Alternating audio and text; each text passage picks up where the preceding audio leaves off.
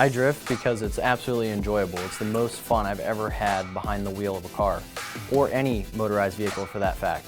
When I started out, I did drag racing and road racing and all sorts of different things, and it's simply the most fun I've ever had behind the wheel. I'm Dirk Stratton. I'm from Beloit, Ohio. I've been drifting for 6 years now, and I compete in the Lingenfelder Performance Engineering Achilles Radial C6 Corvette.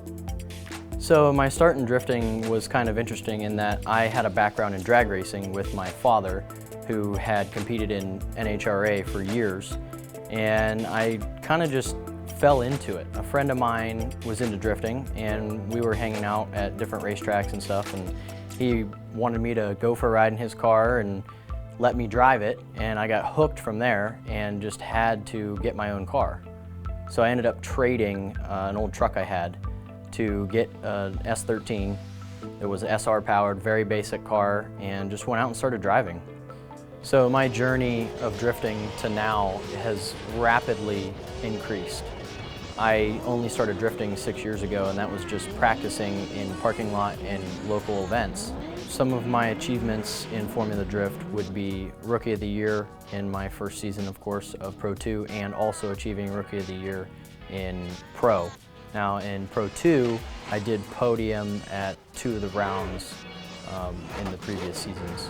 So in this year in Pro, we have been struggling quite a bit, but I have made top 16 a couple times the last 2 years, so we're working on it and hopefully be on the podium here soon.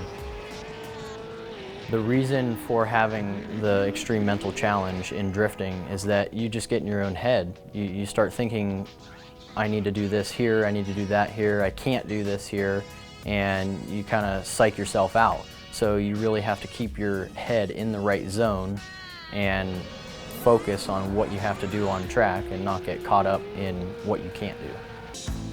So some advice for somebody starting out in drifting from me would be to just drive as much as you possibly can with a very simple car that is reliable. The biggest thing is that the car runs every time you want to go drive it, and you're working on it less.